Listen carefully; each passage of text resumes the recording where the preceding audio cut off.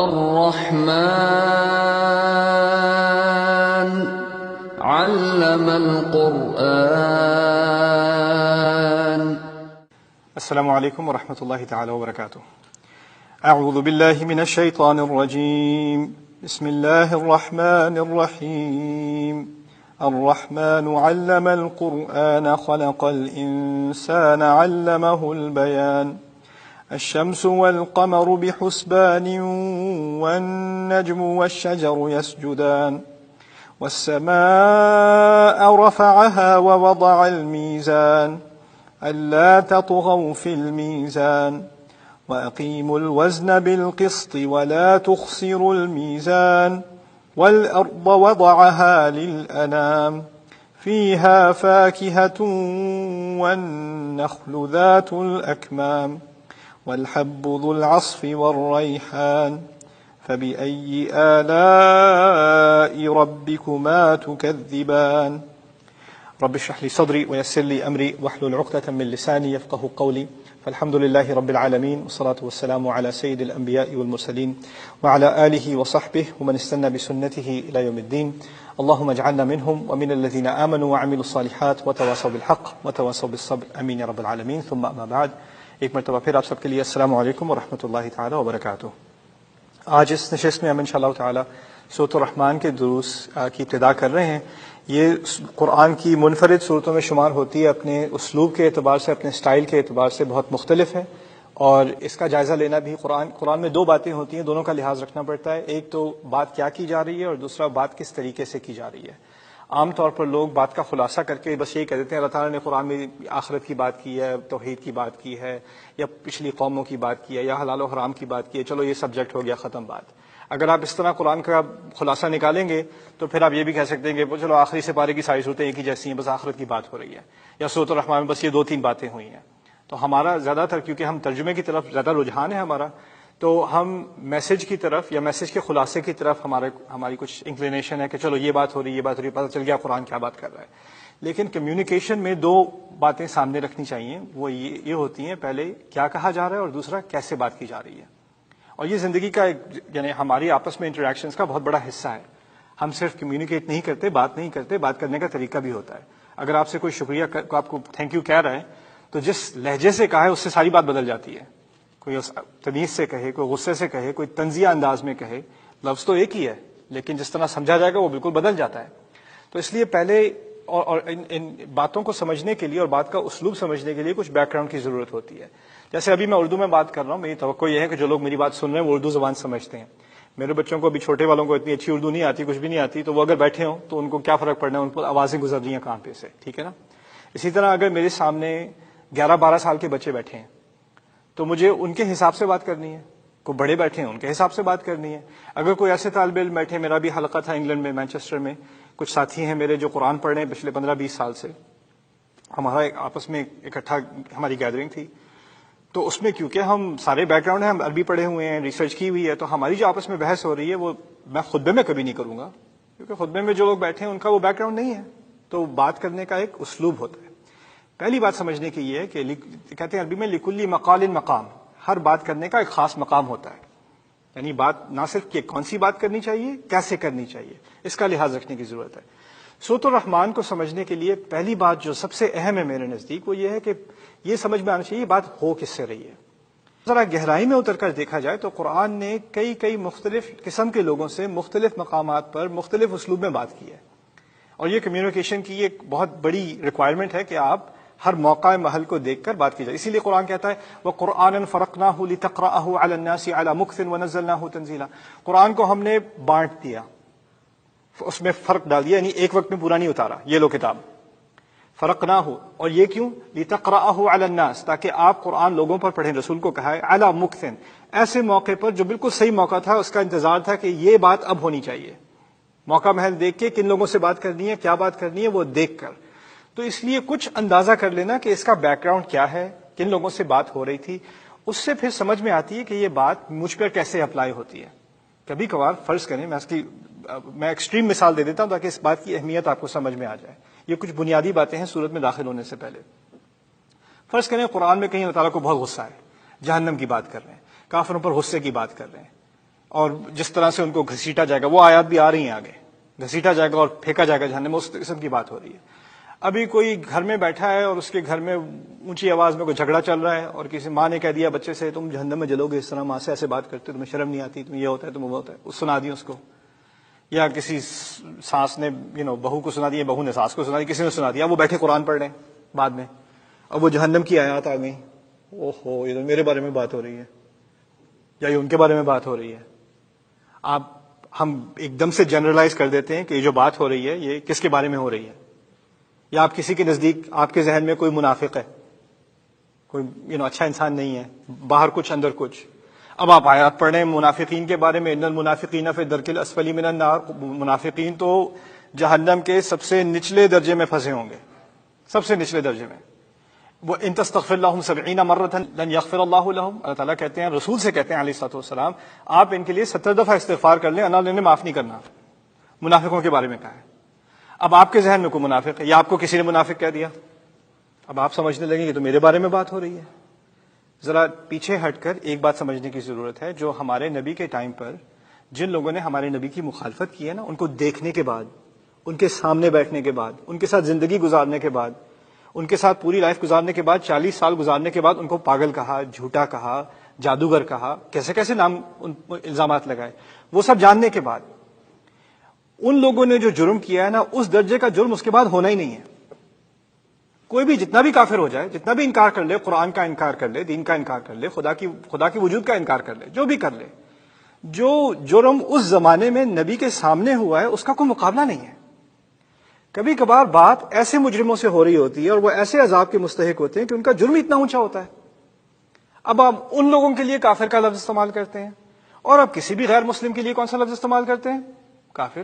ایک ہی بات ہوئی نا، ہمارے دماغ میں تو ایک ہی بات ہوئی۔ تو اب جو غصہ اللہ کو ان لوگوں پر ہے، ہم کیا کرتے ہیں؟ دیکھو اللہ تعالیٰ نے کافروں کے بارے میں کیا کہا ہے۔ پھر اس کی دوسری طرف ایک جواب آتا ہے کہ نہیں آپ کیا کہنا چاہ رہے ہیں کہ قرآن ہر ایک پر اپلائی نہیں ہوتا۔ بھائی ہر ایک پر اپلائی ہوتا ہے، لیکن سوچنے سمجھنے کے بعد، ذرا اینالائز کرنے کے بعد کہ یہ اصل بات کس سے ہو رہی تھی، اور اس کا جائزہ لینا۔ قرآن کا اپنا ایک واضح اسلوب ہے، اس کا سٹائل ہے، اس کا آپ صحیح طرح مطالعہ کریں تو آپ کو بالکل صحیح طرح پتہ چل جاتا ہے کس کے بارے میں بات ہو رہی ہے، کس پر غصہ آ رہا ہے، اور کیسے بات کی جا رہی ہے۔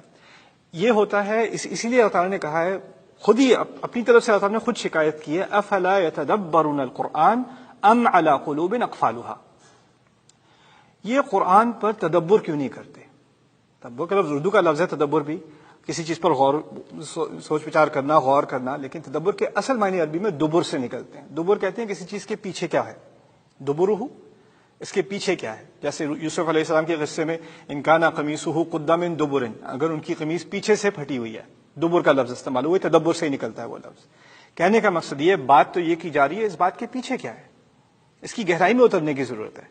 اس کو صرف سطحی لیول پر جیسے سنی ویسے بس یہی کہہ دیا، بس قرآن نے یہ تو کہا ہے، دیکھیں ترجمے میں یہ لکھا ہوا ہے، آپ نے نہ کوئی اینالائز کیا، نہ کوئی گہرائی میں اترے، نہ سوچا اس بارے میں۔ اس طرح کرنے سے یہ جو طریقہ ہے نا، سوچے بغیر بات کرنا قرآن کے بارے میں، اس کے بارے میں اللہ تعالیٰ نے کہا ہے ام علی قلوب اقفالها، یہ غور کیوں نہیں کرتے، گہرائی میں کیوں نہیں اترتے، ان کو یہ ضرورت محسوس کیوں نہیں ہوتی کہ قرآن کو اس نظر سے دیکھا جائے؟ وہ اس لیے کہ ان کے دلوں پر ان کے اپنے تالے پڑے ہوئے ہیں۔ اللہ تعالیٰ کہتے ہیں کیا یہ بات ہے کہ یہ غور نہیں کرتے، یا کیا اصل حقیقت کیا ہے کہ ان کے دلوں پر ان کے اپنے تالے پڑے ہوئے ہیں؟ تو ان تالوں کے بارے میں اس پہلی نشست میں بس ایک چھوٹی سی بات کر دوں، پھر سورت کی انٹروڈکشن میں کچھ اہم باتیں کرنی ہیں آپ کے سامنے انشاءاللہ اگلی نشست میں۔ تالے سے مراد کیا ہے؟ دیکھیے، اگر آپ کے دل میں غصہ ہے، اب آپ کے دل پہ غصے کا تالا پڑا ہوا ہے، اب آپ نے جو قرآن پڑھنا ہے وہ اپنے غصے سے پڑھنا ہے، اور اس میں جن آیات سے آپ کا غصہ اترتا ہے کسی پہ، وہ آیات آپ نے سمجھ کے آپ کے دماغ میں کسی کی تصویر ہے، یہ کس پہ میں غصہ اتاروں؟ کسی کے دل میں خوف ہے، کسی کے دل میں جیلسی ہے، کسی کے دل میں کسی کے خلاف کوئی ججمنٹ ہے۔ ہر ایک انسان کا ایک اپنا بایس ہوتا ہے، وہ بایس لے کے جب قرآن کو پڑھے گا تو وہ قرآن میں وہ چیزیں، وہ معنی گھسا دے گا، وہ انٹرپریٹیشن گھسا دے گا جو اس کے دل کے تالے کی وجہ سے ہے، اور اس کو کچھ اور سننے کی اب ضرورت نہیں ہے۔ میں نے قرآن کا مطالعہ مجھے اب کرتے ہوئے تقریباً 18 سال ہو گئے ہیں۔ کئی لوگوں سے ملاقات ہوئی ہے، کبھی کبھی ایسے دیندار لوگوں سے بھی ملاقات ہوتی ہے جو غصے میں آیات کو کوٹ کرتے ہیں، حوالہ دیتے ہیں اللہ تعالیٰ کے کلام کا، اور فوراً پتہ چل جاتا ہے اس کا آیت سے کوئی تعلق نہیں ہے، بالکل غلط استعمال کر رہے ہیں، لیکن اب دل پر تالا پڑا ہوا ہے، کسی کو سنانی ہے تو اب خدا کے کلام سے ہی سنا دو، اس سے اچھی کیا سناؤ گے کسی کو؟ یعنی قرآن کا بھی استعمال اس طرح کیا جاتا ہے. اور جو بیچارہ سامنے ہے جس کو اتنا علم نہ ہو، پتہ نہ ہو، وہ تو سمجھ رہا ہے کہ اللہ تعالیٰ نے بھی مجھے نہ صرف اس کا غصہ مجھ پر، اللہ کا بھی غصہ مجھ پر. یہ ہے ام علی قلوب اقفالها، کیا ان کے دلوں پر ان کے اپنے تالے پڑے ہوئے ہیں؟ اس کے کئی معنی، ان میں سے ایک مفہوم میں آپ کے سامنے رکھ رہا ہوں. یہ میں اس لیے رکھ رہا ہوں کہ اس سورت کو شروع کرنے سے پہلے میں ایک عجیب بات آپ کے سامنے رکھ دوں. اس سورت کا نام ہے سورۃ الرحمن، آپ کو معلوم ہوگا. اس کا پہلا لفظ ہی الرحمن ہے. اللہ تعالیٰ کے سب سے خوبصورت ناموں میں سے، سب سے نرم ناموں میں سے، سب سے محبت والے ناموں میں سے کوئی بھی نام ایسا نہیں جو الرحمن کے بھی قریب آتا ہو. یہ واحد نام ہے اللہ تعالیٰ کا جو اللہ تعالیٰ کے اصل نام یعنی اللہ کے علاوہ، ایک تو ہے نا اللہ تعالیٰ کی مزید صفات ہوتی ہیں، وَهُوَ الْغَفُورُ الرَّحِيمُ، ان اللہ عزیز حکیم. اللہ کا لفظ پہلے، پھر عزیز حکیم، پھر غفور رحیم، پھر عزیز ذو انتقام اور الفاظ. الرحمن ایک واحد لفظ ہے جو اللہ تعالیٰ اپنے بجائے یہ لفظ بھی استعمال کر لیتے ہیں اللہ کے لفظ کے بجائے. تو قرآن میں کئی مقامات پر لا يتكلمون الا من اذن له الرحمن وقال صوابا، یا رب کا لفظ استعمال ہوتا ہے یا اللہ کا لفظ استعمال ہوتا ہے، اور خاص مقامات پر الرحمن کا لفظ استعمال ہوتا ہے. تو اس لفظ کی گہرائی میں اترنے کی ضرورت ہے. بارک اللہ لی ولکم فی القرآن الحکیم ونفعنی وإیاکم بالآیات والذکر الحکیم. الرحمن علم القرآن، الرحمن علم القرآن. اعوذ باللہ من الشیطان الرجیم، بسم اللہ الرحمن الرحیم. الرحمن علم القرآن خلق الإنسان علمه البيان. رب اشرح لي صدري ويسر لي أمري واحلل عقدة من لساني يفقهوا قولي. فالحمد لله رب العالمين، والصلاة والسلام على أشرف الأنبياء والمرسلين وعلى آله وصحبه ومن استنى بسنته إلى يوم الدين. اللهم اجعلنا منهم ومن الذين آمنوا وعملوا الصالحات وتواصوا بالحق وتواصوا بالصبر. آمين يا رب العالمين. چلیں باقی کچھ زمانے نزول کے بارے میں ایک بات کر دوں. اس کے اسلوب سے، اس کے سٹائل سے یہ بات واضح ہو رہی ہے کہ یہ مکی دور جو رسول صلی اللہ علیہ وسلم جس میں دعوت دے رہے تھے، اس کے تقریباً آخری مرحلے کی صورت ہے. اور اس کے بارے میں کچھ چیزیں سمجھنا بہت اہم ہے. اسٹیج بائی اسٹیج ڈیولپمنٹ ہوئی ہے نا مکے میں، اس کے بارے میں کچھ سمجھنا. دیکھیے ہمارے نبی نے جب آ کر بات کی ہے، دعویٰ کیا ہے کہ اللہ تعالیٰ نے ان پر فرشتہ بھیجا ہے، اور جو باتیں یہ کر رہے ہیں، جو الفاظ ان کے منہ سے نکل رہے ہیں، وہ ان کے الفاظ نہیں ہیں، خدا کے الفاظ ہیں. یہ تو فرشتے کے ذریعے آئے ہیں. اس بات کو ہم تو مانتے ہیں، لاکھوں کروڑوں مسلمان مانتے ہیں، لیکن اگر آپ اس زمانے میں زندہ ہوتے، اگر آپ کے دروازے پر دستک دی جاتی اور آپ کے سامنے یہ آپ کے ہمسائے ہیں، وہ آ کے کھڑے ہو کے کہتے ہیں کہ مجھے تم 40 سال سے جانتی ہو لیکن فرشتے ہیں، ان کا نام ہے جبریل، انہوں نے مجھ پر خدا کا کلام نازل کیا ہے، اور اب مجھ پر یہ بات واجب کی ہے کہ میں اس کلام کو تمہارے ساتھ شیئر کروں. اس کو ماننے میں تمہاری خیریت ہے، تمہارے گھرانے کی خیریت ہے، تمہاری عافیت ہے، دنیا اور آخرت دونوں تمہاری سے بڑھ جائیں گی. اس کے بعد سے اور مطالبہ کیا، یہ بھی نہیں کہ صرف جو ابھی سب کچھ سنا ہے آپ نے اس کو ماننا ہے، اس کے مزید مطالبہ بھی ہے. اس کے علاوہ وہ کیا ہے، اب کے بعد سے جب میں بات کر رہا ہوں وما ينطق عن الهوى، اب تو میں اپنی طرف سے بات تھوڑی کر رہا ہوں. میری بات اگر آپ نہیں مانو گے نا اب سے، تو اس کا مطلب یہ صرف نہیں ہے کہ آپ مجھ سے میرا انکار کر رہے ہو، اب آپ خدا کا انکار کر رہے ہو. اب اطاعت کے معاملے میں، اوبیڈینس کے معاملے میں مجھ میں اور خدا میں کوئی فرق نہیں. عبادت میں ہے، توکل میں ہے، دعا اور عبادت صرف اللہ کے لیے. اطاعت میں نبی اور اللہ تعالیٰ میں کوئی فرق نہیں ہے. اطیعوا اللہ واطیعوا الرسول، من یطع الرسول فقد اطاع اللہ. اللہ کی اطاعت کرو، اس کا معنی کیا ہے، رسول کی اطاعت کرو. جس نے رسول کی اطاعت کی اس نے اللہ کی اطاعت کی. اطاعت میں کوئی فرق نہیں ہے، اوبیڈینس میں کوئی فرق نہیں ہے. یعنی اگر نافرمانی کی ہے رسول کی تو کس کی ہے، اللہ تعالیٰ کی ہے. اب ایک انسان آپ سے آ کے کہہ رہا ہے کہ اب آپ آج کے بعد سے جو میں کہوں گا وہ بغیر چون چڑھا کے آپ نے سننا ہے، اور یہی کہنا سمعنا واطعنا، ہم نے سنا، ہم نے مانا، کوئی سوال آگے نہیں پوچھنا، مان لو کہ یہ خدا کی بات ہے. پہلی بات میں سوچوں، میں اس انسان کو 40 سال سے جانتا ہوں، کہاں سے فرشتہ، کون سا فرشتہ؟ دوبارہ وہ بات تو نہیں چھوڑ رہے، بات تو وہ کر رہے ہیں، اور بات میں کچھ اثر بھی ہے، لیکن پھر بھی یہ اتنی بڑی بات ایسے مان لینا، کیسے مان لیں؟ تو اب طرز کے علاوہ اب آپ تھوڑا ان سے الگ رہتے ہیں کہ وہ دوبارہ وہی بات شروع کر دیں گے، آکورڈ سچویشن ہو جائے گی، لوگ ان سے فاصلہ کرنے کی کوشش. اسی لیے قرآن نے مثال بھی دی، اور مثال دی نوح علیہ السلام کی، جعلوا اصابعهم فی آذانہم واستغشوا ثیابہم، کہ لوگ اپنے آنکھوں میں اپنے کانوں میں انگلیاں ڈال لیتے تھے اور اپنے کپڑوں کو ہٹا کے سمٹ کے نکل جاتے تھے، اوائڈ کرتے تھے. اس کے بعد اگر ایسا ہونا کہ نبی چھوڑ نہ رہا ہو، وہی بات بار بار کر رہا ہو، اور قرآن نے تو اپنی بات کو بہت دہرایا، آپ کو معلوم ہے، اور اس میں کئی تنقید بھی ہے، یہ بھی نہیں کہ صرف ایک بات ماننے کو کہی جا رہی ہے، آپ ایک سوشل کامنٹری بھی ہو رہی ہے کہ تم لوگ یہ کیا بزنس میں کیا کر رہے ہو، اپنی فیملی کو کیسے ٹریٹ کر رہے ہو، تم کیسی کیسی باتیں کرتے ہو، جھوٹ بولتے ہو، بددیانتی کرتے ہو، اس پہ سارا اس کی کامنٹری آ رہی ہے، تعالیٰ کی اتنی عظیم کامنٹری آ رہی ہے. یہ بات سننے کے بعد پھر انسان ایجیٹیٹ ہو جاتا ہے کہ یہ پیچھا نہیں چھوڑے، کیا ایجنڈا ہے اس انسان کا، عقل مند آدمی ہے، ہم جانتے ہیں ہم میں سے سب سے ذہین آدمی تو یہ تھا، اس سے زیادہ ہم نے کس پر اعتبار کیا ہے.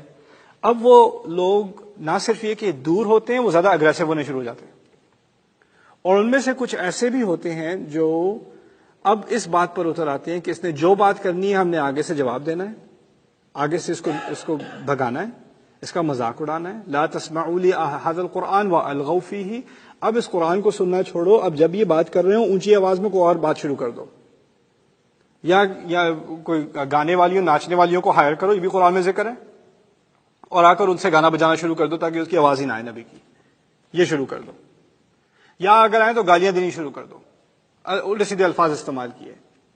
اور اگر کچھ لوگوں پر اثر ہونا بھی شروع ہو گیا، یہ بھی دیکھ لیا کہ ہم اگر سارے ہی کہہ دیتے کہ پاگل ہے تو اور بات تھی، لیکن کچھ لوگ تو ماننا شروع ہو گئے، وہ بھی اچھے بھلے عقل مند انسان تھے، وہ بھی اب یہ کہاں پھنس گئے یہ لوگ.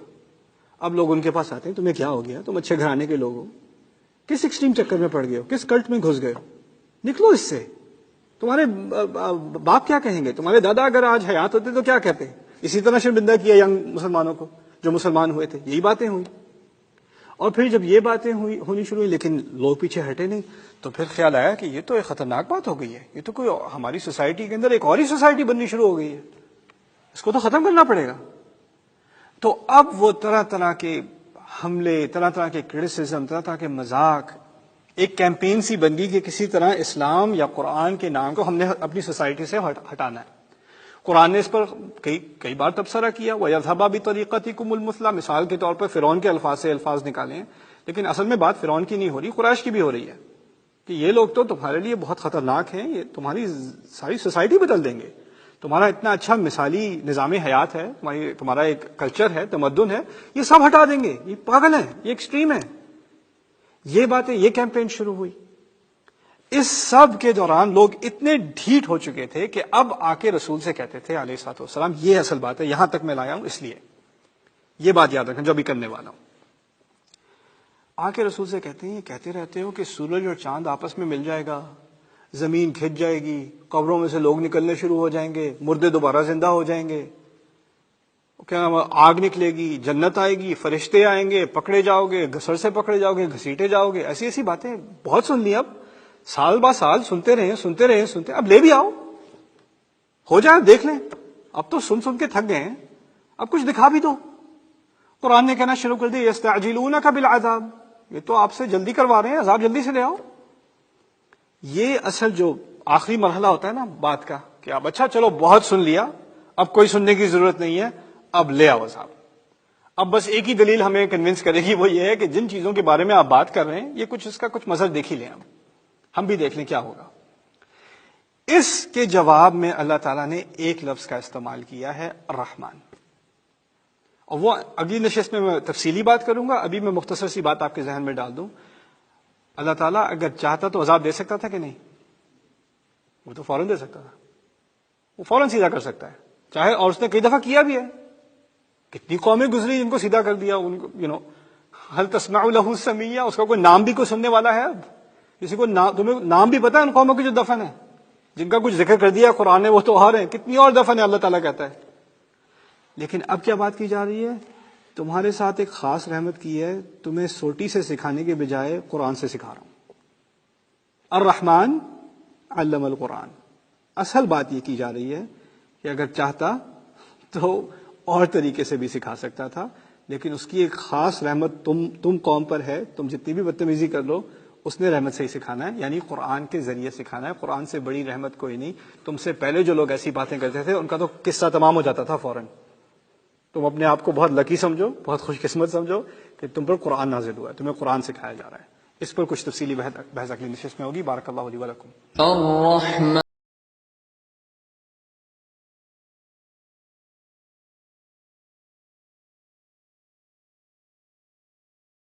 الرحمن علم القرآن. بسم اللہ والصلاة والسلام علی رسول اللہ وعلی آلہ وصحبہ اجمعین. الرحمن علم القرآن. اس نشست میں کچھ مثال سے بات شروع کرتا ہوں. ایک ٹیچر، میں ایک ٹیچر ہوں، میں عربی پڑھایا کرتا تھا. ایک زمانے میں فل ٹائم عربی پڑھاتا تھا. تو اندازہ کریں کہ میرے دماغ میں ہے کہ میں نے یہ لیسن تیار کیا ہے، بہت یعنی پورے اس کے مٹیریلز بنائے ہیں کہ پہلے یہ کانسیپٹ سکھاؤں گا، پھر یہ ایکسرسائز کریں گے، پھر میں اسٹوڈنٹ سے پوچھوں گا سمجھ میں آ گئی بات کہ نہیں، پھر اور ایگزامپلس کریں گے، پھر وہ گروپ ایکٹیویٹی کریں گے. سارا میرا پلان بنا ہوا ہے کہ کیسے سکھانا ہے یہ، اور میں دل و جان سے سکھاتا ہوں. 1 گھنٹہ میں نے اسٹوڈنٹس پہ لگا دیا، کوئی کلاس میں سویا نہیں، کوئی بور نہیں ہوا. بڑا گریٹ لیکچر گزرا کلاس کا نا، اور میں بڑا خوش اپنے آپ سے کہ چلو بھائی عظیم کلاس ہو گئی. ایک اسٹوڈنٹ نے ایسے ہاتھ اٹھایا، کچھ سمجھ نہیں آئی. کون سی بات سمجھ نہیں آئی؟ کچھ بھی سمجھ نہیں آیا، دوبارہ سکھا دیں. اچھا جی چلو، میں نے کہا ٹھیک ہے میں دوبارہ باقی سارے اسٹوڈنٹ انوائے ہو رہے ہیں، سب کو سمجھ میں آ گئی تھی بات. کوئی ایسے بعد میں لیکچر کے آخری میں، شروع میں کہتے، درمیان میں کہتے تو اور بات تھی، پوری بات ختم کر دی. اب کہہ رہے ہو شروع سے دوبارہ کر دیں، کچھ پتہ نہیں چلا. میں نے دوبارہ سے شروع، باقی سارے، اور وہ ایک اسٹوڈنٹ بیٹھا ہوا ہے. پورا گھنٹہ دوبارہ سننے کے بعد میں بار بار آئی کانٹیکٹ بھی کر رہا ہوں. اب سمجھ میں آ رہی؟ بالکل بالکل بالکل. اور وہ ساری محنت کے بعد کیا کرتا ہے؟ کچھ سمجھ نہیں آ رہی. شاید آپ اچھے ٹیچر نہیں ہیں، یا پتہ نہیں، آپ کی بات سے کچھ کنفیوز ہی کر دیتی ہے. میں نے کہا اچھا چلو باقی اسٹوڈنٹس چلے جاؤ، تم کلاس کے بعد میرے پاس آ کے بیٹھ جانا، میں تمہیں 1 on 1 سکھا دیتا ہوں. شاید کلاس کے پریشر میں تمہیں بات سمجھ نہیں آ رہی. اب میں اس کے ساتھ بیٹھا ہوا 1 on 1 بیٹھا، سکھا رہا ہوں. پھر بھی مزے میں وہ کیا کہتا ہے؟ نہیں کچھ تو کی نہیں بنتی. اب آپ ایسا کریں، آپ کوئی اور کریئر ڈھونڈ لیں، ٹیچنگ آپ کے لیے نہیں ہے. میں اسے کہتا ہوں ایسا تم ایسا کرو، تم میرے گھر میں موو ہو جاؤ، میں رات دن تمہیں سکھاتا ہوں. تمہیں یہ میرا ایک ایکسٹرا کمرہ ہے، تم وہاں موو. کبھی کوئی ٹیچر ایسا کرتا ہے؟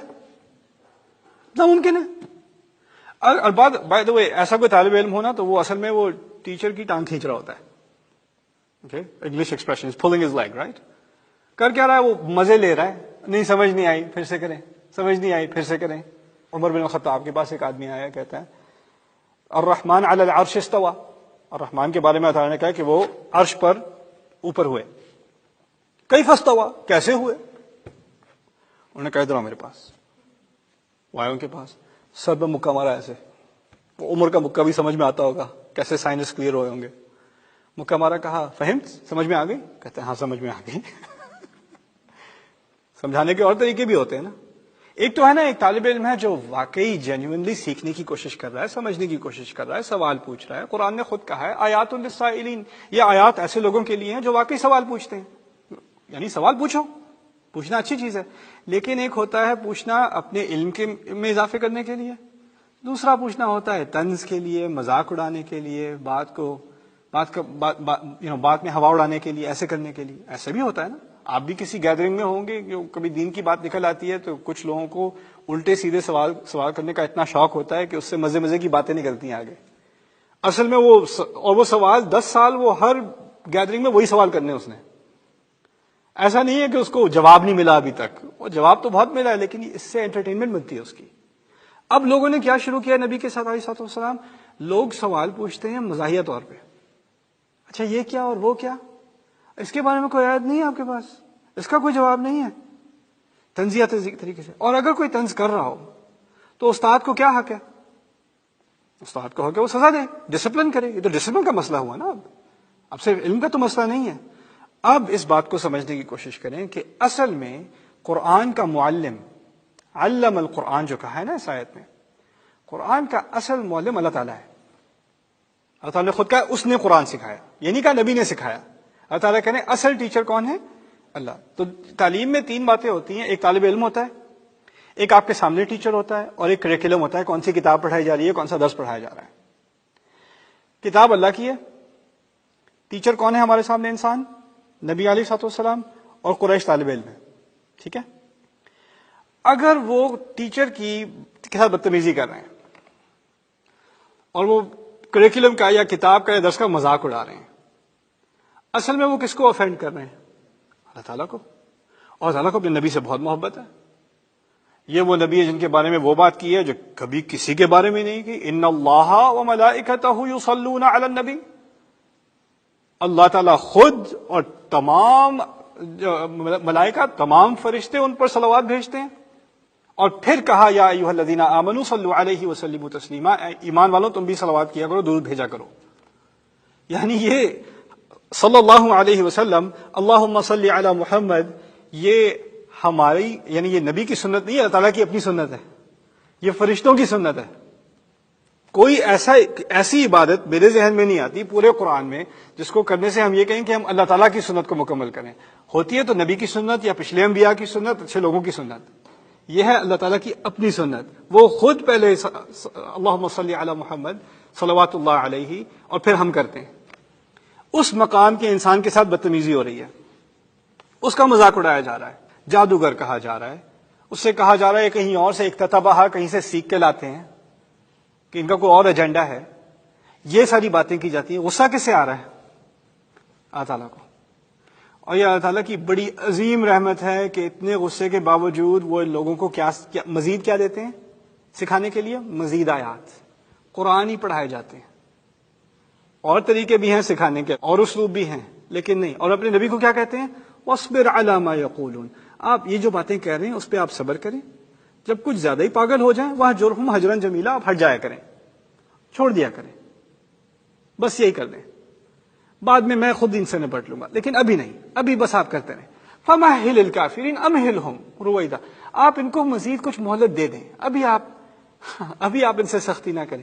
یہ نبی سے کیوں کہا جا رہا ہے کہ اگر ایک دفعہ نبی نے شکایت کر دی، اگر نبی علیہ الصلوۃ والسلام ایک دفعہ کر دی اس قوم نے بہت زیادتی کر لیا، رب میرے ساتھ بہت برا کیا انہوں نے ایک دفعہ شکایت کی، بس ختم، پھر کہانی پھر ختم. اور یہ پورے مرحلے گزارنے کے بعد جب ہمارے نبی علیہ السلام طائف میں پہنچے ہیں، طائف میں پہلی مرتبہ اللہ تعالیٰ نے ان کو یہ آپشن خود ہی دے دی. انہوں نے جب آخر کار آ کر انہوں نے دعا کری دی کہ میں اللہ تعالیٰ، میں آپ سے اپنی کمزوری کی شکایت آپ ہی سے کر سکتا ہوں، اور میرے پاس کوئی ہمت نہیں رہی. یہ بڑے درد بھرے الفاظ ہیں ہمارے نبی کے علیہ الصلوۃ والسلام. جب پتھراؤ کیا گیا تھا نا طائف میں، اس کے بعد انہوں نے یہ دعا کی ہے کہ اب تو میں کمزور ہو گیا ہوں، اب میں کس سے شکایت کروں؟ آپ ہی سے کروں. فوراً فرشتے نازل، آپ کہیں تو ختم کر دیتے ہیں، یہ وادی کے درمیان کو کچل دیتے ہیں لوگوں کو.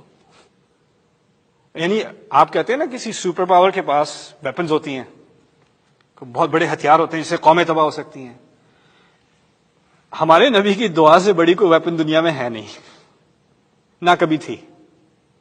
اور وہ دعا انہوں نے استعمال کر لی، فرشتے نازل ہو گئے پوری قوم کو برباد کرنے کے لیے. انہوں نے کہا نہیں، ان کی اگلی نسل شاید مسلمان ہو جائے.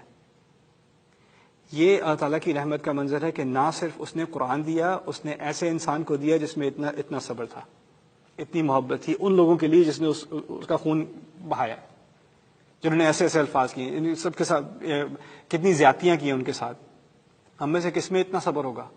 میں آپ کو مثال کے طور پہ کہتا ہوں، میں کہیں شاید اس مسجد میں کبھی آیا، میں نے خطبہ دیا، مجھے انہوں نے بلایا، میں نے کہا چلو ٹھیک ہے، میرے ایک فرائیڈے فری ہے، میں آ جاتا ہوں خطبہ دینے. میں آیا، خطبہ دیا، خطبے کے بعد کسی نے کھل کر کھڑے ہو کے میرے ساتھ بدتمیزی کر دی، مجھے الٹی سیدھی سنانی شروع کر دی، میری فیملی کو برا بھرا کہنا شروع کر دیا، میرے باپ باپ کے بارے میں کچھ کہہ دیا، سب کے سامنے گندے گندے الفاظ استعمال کیے. آئندہ میں نے آنا ہے کبھی؟ آپ اندازہ کریں، میں نے کبھی آنا ہے واپس؟ باقی سارے کہتے رہے نہیں آ جائیں وہ اب دوبارہ ایسا نہیں، میں نہیں آ رہا، میں ساؤتھ لیک سے توبہ کر لی، میں نہیں آ رہا واپس، تم لوگ جو کر لو کرنا ہے تمہیں، میں نے نہیں آنا. ہوتا ہے ایسا کہ نہیں؟ نبی علیہ الصلوۃ والسلام جب دعوت دیتے ہیں لوگ گالیاں دیتے ہیں کہ نہیں؟ اور واپس کہاں جاتے ہیں اگلے دن؟ انہی لوگوں کے پاس. پھر اگلے دن اس کے بعد کس کے پاس؟ انہی لوگوں کے پاس. اور اگر وہ پہلے دن بدتمیز تھے تو آپ کا کیا خیال ہے دوسرے دن کم ہوں گے یا زیادہ ہوں گے؟ وہ پھر آگے اگلی دفعہ آئیں گے اور اگریسو، اگلی دفعہ آئیں گے اور اگریسو. اور اللہ تعالیٰ ان کو بھیجتے ہی جاتے ہیں. اور ان کو تکلیف میں دیکھ کر، ان کی اذیت کو دیکھ کر غصہ کسے آتا ہے؟ ہمارے رب کو. لیکن اس نے اپنے آپ کو روکا ہوا، سزا نہیں دینی. اس نے اپنا نام اس سورت کے شروع میں، اتنے ڈھیٹ لوگ ہیں، ان سے ایک ہی، اصل اس سورت کا مقصد ایک ہی ہے، فَبِأَيِّ آلَاءِ رَبِّكُمَا تُكَذِّبَانِ. اور اعلیٰ کے معنی میں سے نعمتوں کا ترجمہ عام کیا جاتا ہے. میرے نزدیک نعمتوں کا ترجمہ یہاں کمزور ہے. حمید الدین فراہی اوروں نے بھی اس کے بارے میں بات کی ہے.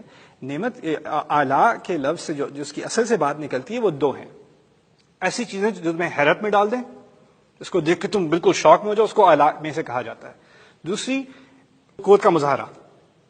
اگر کسی انسان نے ایسے ہاتھ سے گاڑی ایسے اٹھا دی تو وہ اعلیٰ میں سے ہے. یہ کیا کر دیا اس نے, کتنا طاقتور انسان ہے.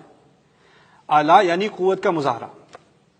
اللہ تعالیٰ بار بار کہہ رہے ہیں تمہیں میری طاقت میں کچھ شک ہے, تمہیں کیا کچھ پوری طرح تمہیں یقین نہیں ہے کہ تمہارے کیا حشر تمہارا کر سکتا ہوں, لیکن اس کے باوجود میں تمہارے ساتھ کیا کر رہا ہوں. یہاں سے بات شروع ہو رہی ہے الرحمن کے بارے میں. اب دیکھیے الرحمن کے اسی لفظ کے بارے میں آخری بات, پھر مزید باتیں اس صورت کے بارے میں اگلی نشست میں انشاءاللہ.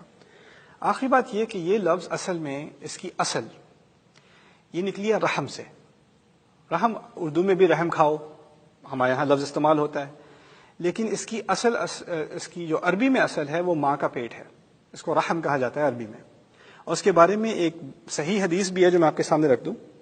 قال اللہ تبارک و تعالی, ہمارے نبی کہتے ہیں کہ اللہ تعالیٰ نے خود کہا انا اللہ و انا الرحمن, میں ہی اللہ ہوں اور میں ہی الرحمن ہوں. خلقت الرحم, میں نے ماں کا پیٹ بھی بنایا, میں نے ماں کا پیٹ بھی بنایا. وشققت لها من اسمی, اور اپنے نام میں سے اس کا ایک نچوڑ نکال کر اس کا نام دیا. یعنی اللہ کا نام الرحمن, ماں کے پیٹ کا نام رحم, اسی میں سے نکال کر اس کو نام دیا. یعنی اللہ تعالیٰ نے خود یہ نام خاص اب نہ صرف اپنے لیے رکھا, ماں کے پیٹ کے لیے بھی رکھا. پھر کہتے ہیں فمن وصلها وصلته ومن قطعها بتته, جس نے اس کا لحاظ رکھا میں اس کا لحاظ رکھوں گا, جس نے اس کا لحاظ نہ رکھا میں اسے کاٹ کے رکھ دوں گا. یہ خاص اہتمام کیوں کیا جا رہا ہے, اس کو سمجھنے کی ضرورت ہے. اللہ تعالیٰ کی رحمت کی ہم کو مثال نہیں دے سکتے, لیکن اگر کچھ دماغ میں کچھ کانسیپٹ لانا ہے تو اللہ تعالیٰ نے خود بتا دیا. اس کا ایک چھوٹا سا قطرہ اگر سمجھنا ہونا تو ماں کے پیٹ کو سمجھ لو. جب میں اپنی ماں کے پیٹ میں تھا, آپ اپنی والدہ کے پیٹ میں تھے یا تھیں, آپ کو کوئی شعور نہیں, آپ کے کھانے کا انتظام, پینے کا انتظام, آپ کی کسی تکلیف, اگر تکلیف اٹھا رہا تو کون اٹھا رہا ہے, ماں اٹھا رہی ہے. بھوک لگی ہے تو کسے لگی ہے, ماں کو لگی ہے. ماں کھانا کھا رہی ہے, غذا کون کھا رہا ہے ساری اندر, بچہ آرام سے اندر پیٹ میں سو رہا ہے, ماں کو نیند نہیں آ رہی. ہر تکلیف ماں کی, اور ہر تکلیف سے پوری طرح محفوظ کون, بچہ. اللہ تعالیٰ نے اس کے بارے میں تو کہہ دیا ثم السبیل یسرا, اس کے لیے راستہ آسان کر دیا. ماں کے لیے تو مارنے کو اس نے ماں پر صرف بوجھ اور بوجھ اور بوجھ ہی ڈالا, کبھی ماں کے لیے کچھ کیا نہیں. ماں کو صرف اس نے تکلیف دی ہے اور کچھ نہیں کیا. اور جیسے دن بڑھتے جاتے ہیں تکلیف بڑھتی جاتی ہے, مشکل بڑھتی جاتی ہے, اور سب سے زیادہ تکلیف دینے کے بعد ماں فوراً کیا کرتی ہے, کوئی بھی دنیا کی کوئی بھی مخلوق ہو جو آپ کو تکلیف دے گا, کم از کم یا تو آپ اس سے دور رہیں گے یا دوسرا کو بدلا لیں گے. یہ مخلوق تمہیں تقریباً مارنے کے بعد, اور ماں کیا کرتی ہے, فوراً پکڑ لیتی ہے, پیار کرتی ہے, روتی ہے, خوش ہوتی ہے, پیچھے نہیں چھوڑتی. یہ اللہ تعالیٰ کی رحمت ہے. اس سے انسان نفرت کرتا ہے, اس کو انسان بھولتا ہے. میرے رب کو انسان کبھی شکر نہیں کرتا, کو خیال نہیں کرتا کہ کیسے کیسے چیزوں سے تمہیں بچایا ہوا ہے, کون سی مصیبتوں سے بالکل تمہیں تو خیال ہی تم سو رہے ہو, تمہیں تو کچھ پتہ ہی نہیں. خولناکم, یہ لفظ اللہ تعالیٰ نے استعمال کیے ہیں, تمہیں تو ہم نے لپیٹا ہوا ہے, جیسے بچے کو لپیٹا ہوتا ہے نا. خولناکم, آسمان کے نیچے, گھر کی چھت کے نیچے کتنی مصیبتوں سے تمہیں لپیٹا ہوا, تمہیں پتہ ہی نہیں ہے, تمہیں کوئی احساس ہی نہیں ہے, لیکن پھر بھی اتنی محبت کرتا ہے تم سے. کچھ اندازہ کرو کس کے بارے میں بات کر رہے ہو, کس کا مذاق اڑا رہے ہو, کس کو ٹھکرا رہے ہو. اللہ تعالیٰ ہمیں الرحمن کے معنی اپنے دلوں تک اتارنے کی توفیق دے. بارک اللہ لی ولکم. السلام علیکم ورحمۃ اللہ وبرکاتہ. الرحمن علم القرآن. يا أيها الأحباب من خير نساء الجنة